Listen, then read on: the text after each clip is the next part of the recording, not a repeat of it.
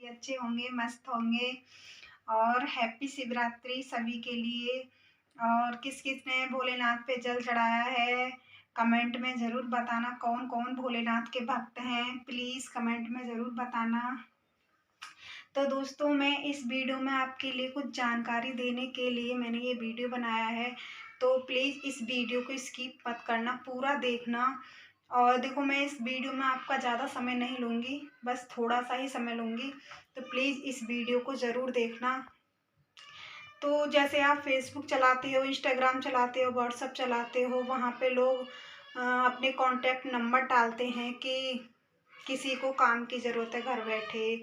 जो महिलाएँ घर बैठी हैं, फालतू में इंटरनेट खर्च कर रही हैं, 2-3 घंटे काम करना है उनके लिए, और 2-3 घंटे काम करके महीने के 50,000 60,000 कमा सकती हैं।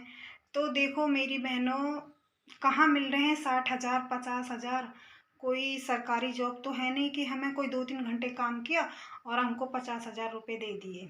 तो देखो, ऐसे लफड़ों में बिल्कुल भी नहीं फंसना है, क्योंकि जो मेरे साथ हुआ, मैं चाहती हूँ कि वो किसी और के साथ ना हो। क्योंकि जो अगर जब मेरे साथ हुआ तभी तो मैंने ये वीडियो बनाया है। तो इसीलिए मैं सबको सावधान, मतलब सतर्क रहिए कि ऐसे लफड़ों में ना फंसें। अगर कोई नंबर डाल रहा है तो किसी के कॉन्टैक्ट नंबर पर अपना नंबर बिल्कुल भी ना डालें, क्योंकि मैंने 2-3 कॉन्टैक्ट नंबरों पे अपना नंबर डाल दिया था। देखो, मेरे हस्बैंड बीमार हो गए थे, फिर उनका एक्सीडेंट हो गया। तो मैंने सोचा कि मैं खुद कुछ करूं अपने लिए, अपने बच्चों के लिए, क्योंकि मेरे हस्बैंड बीमार थे और हॉस्पिटल में एडमिट थे। तो मुझे लगा कि मैं कुछ करूं अपने लिए। मैं पढ़ी लिखी हूँ, बीएड कर रखा है मैंने। तो बाहर तो जा नहीं सकती, घर पे रहते हैं, हाउसवाइफ हैं। तो देखो, मैंने फेसबुक पे अपना नंबर डाल दिया। तो मेरे पास एक लड़की का कॉल आया, उसका नाम था मुस्कान। तो मुस्कान जी ने मेरे पास कॉल किया कि हेलो पूजा, आप पूजा बात कर रहे हैं? मैंने कहा जी मैम, मैं पूजा बात कर रही हूँ। तो उन्होंने बोला कि आप काम करना चाहते हैं? मैंने हाँ मैम, मैं काम करना चाहती हूँ। कि किस लिए काम करना चाहती हो? मैंने कहा मैम, मैं अपने परिवार के लिए कुछ करना चाहती हूँ, अपने दम पर करना चाहती हूँ मैं कुछ।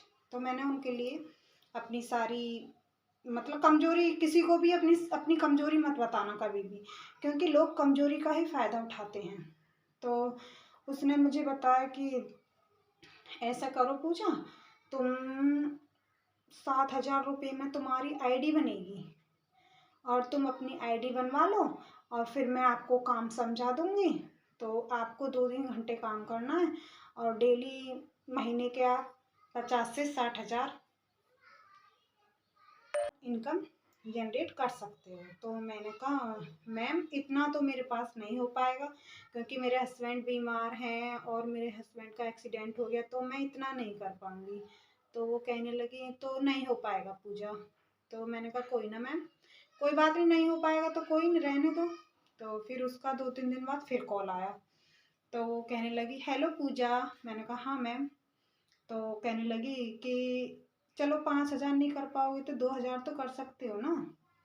मैंने कहा 2,000 तो क्या, जब टाइम खराब आता है तो उसमें तो 100 रुपये भी निकालना बहुत मुश्किल होता है।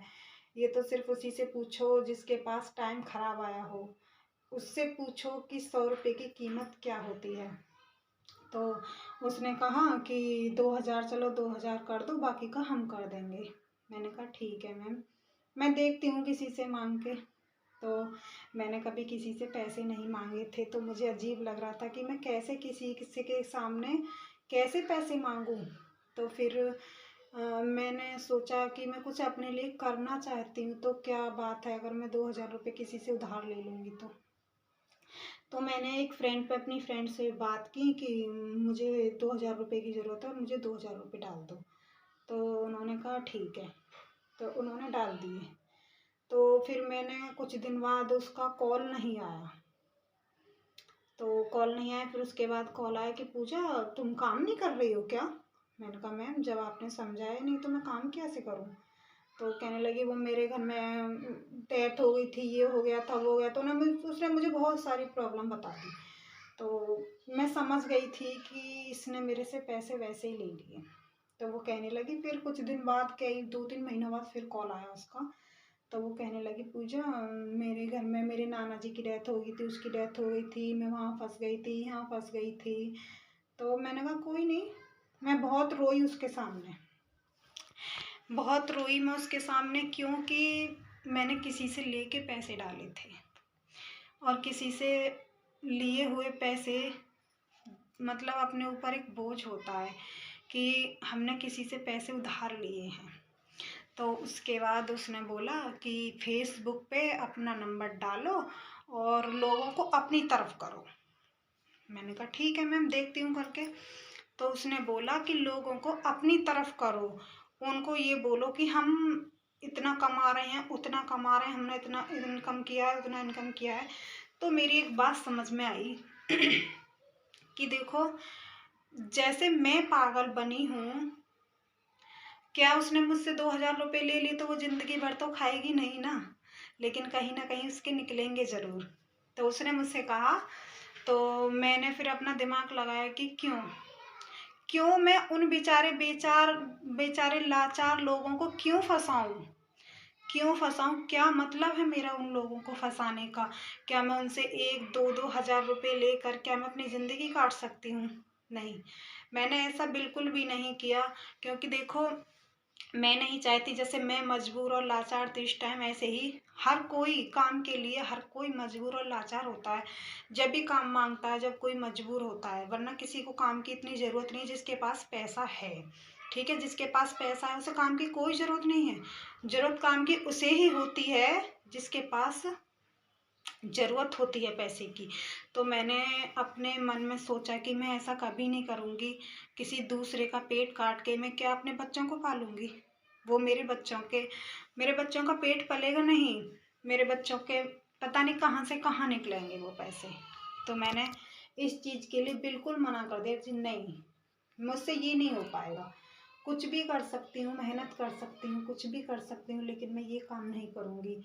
तो मेरी प्यारी बहनों, अगर कोई तुम्हें इस तरह से भड़का रहा है कि हम इतने पैसे दे दो, मैंने देखो एक और आदमी का कॉल आया था, उसने मुझसे 7,000 रुपये मांगे थे, और जिस टाइम मेरे पास 10 रुपये भी नहीं थे, उसने मुझसे 7,000 मांगे। मैं इतनी रोई, इतनी रोई, इतनी रोई। क्या भगवान, आज की डेट में सब कुछ पैसा ही होता है? कि पैसे के बिना कुछ भी नहीं है? कि लोग गलत फायदा उठा रहे हैं। तो देखो, मैं बहुत रोई, मेरा दिल इतना रोया कि शायद मैं कभी नहीं रोई।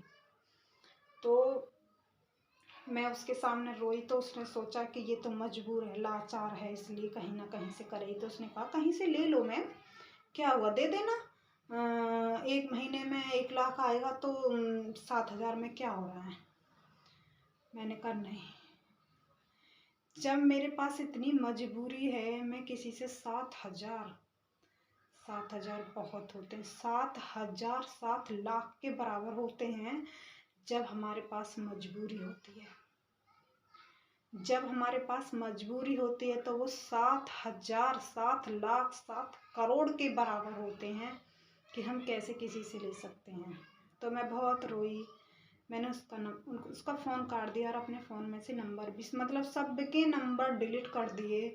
मैंने फेसबुक पे सबसे हेल्प मांगी और अपना नंबर दिया सबके लिए कि मुझे काम की ज़रूरत है, मुझे काम की ज़रूरत है, लेकिन मेरी किसी ने नहीं सुनी।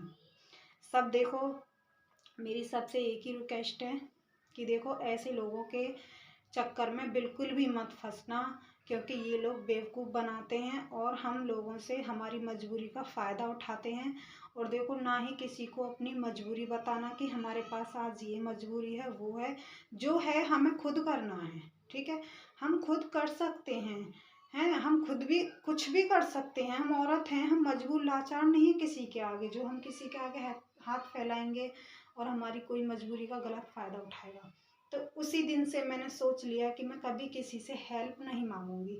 जो भी मुझे करना है मैं खुद अपने दम पर करूंगी, भले ही मुझसे कुछ हो या ना हो, लेकिन मैं कोशिश करना कभी नहीं छोड़ूंगी।